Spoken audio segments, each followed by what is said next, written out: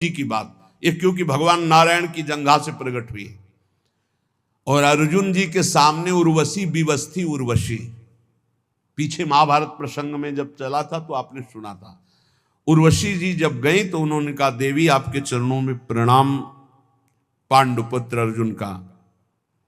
तो उनका ये क्या तुमने बोल दिया? महाराज देवराज इंद्र ने मुझे भेजा है आपके सुख के लिए, आप ये कैसा उल्टा शब्द बोल रहे हैं, अब दोबारा मत बोलना। तो उनका माता कुंती में और आप में मेरी दृष्टि में कोई फर्क नहीं। मां कुंती से भी श्रेष्ठ मानकर मैं आपको इसलिए प्रणाम करता हूं कि आप हमारे पूर्वजों की जननी है। इतना क्रोधित हुई, बार बार समझाया, अर्जुन मैं देवी हूं, मैं परम पवित्र हूं। जो पुण्यात्मा जन होते इस कोटि के, उनकी सेवा में मैं जाती हूं। मेरा दर्शन दुर्लभ है, सहवास तो जाने दे। मैं आई हूं, मेरी सेवा स्वीकार करो, मैं विवश हूं। अर्जुन ने कहा, कह दिया माता कुंती और आप में समान दृष्टि रखते हुए भी आप में श्रेष्ठ भाव हमारा है। आपकी चरण वंदना के सिवा और कोई शब्द सुनना नहीं चाहता। तो उनका, जा मैं साप देती हूं, नपुंसक हो जा। स्वीकार कर लिया, लेकिन असत भावना नहीं उदय हुई। यह है कृष्णा शरणम मम, यह है श्री कृष्ण की चरण रज का सेवन करने की सामर्थ्य।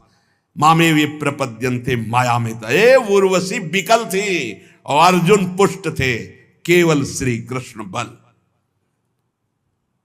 उर्वशी जी ने देवराज इंद्र की आज्ञा मानी। किस समय? महाराज पुरुरवा मृत्युलोक में सर्वश्रेष्ठ चक्रवर्ती सम्राट पुण्यात्मा धर्मात्मा, जाओ उनकी सेवा में। और उनकी सेवा तब तक करो जब तक उनके सुकृत नष्ट ना हो जाए। और जिस दिन सुकृत नष्ट होंगे उस दिन हम एक लीला करेंगे। तुम शर्त रख देना, ये 2 भेड़ हैं, बकरे, भेड़ के बच्चे, मेमना, इनको कोई चुरा ले जाए तो तुम हट जाना, या कभी सहवास के सिवा उनको निर्वस्त्र देख लेना तो हट जाना। ये 2 शर्त रख दो, और जहां उनके पुण्य क्षीण होंगे तो मैं ऐसी लीला करूंगा और तुम्हें बुला लूंगा। एक दिन अपने बगीचे में पुष्प वाटिका में देवी उर्वशी को देखा, भावरे हो गए। देखते ही उर्वशी जी से प्रार्थना की। उर्वशी जी ने कहा, मैं आई हूं आपकी सेवा में, शर्त है मेरे पास ये 2 भेड़ के बच्चे, इनको कोई चुराए ना, और मैं सहवास के सिवा कभी आपको निर्वस्त्र नहीं देखूंगी, और घृत के सिवा कोई मैं आहार नहीं करती, मैं देवी हूं।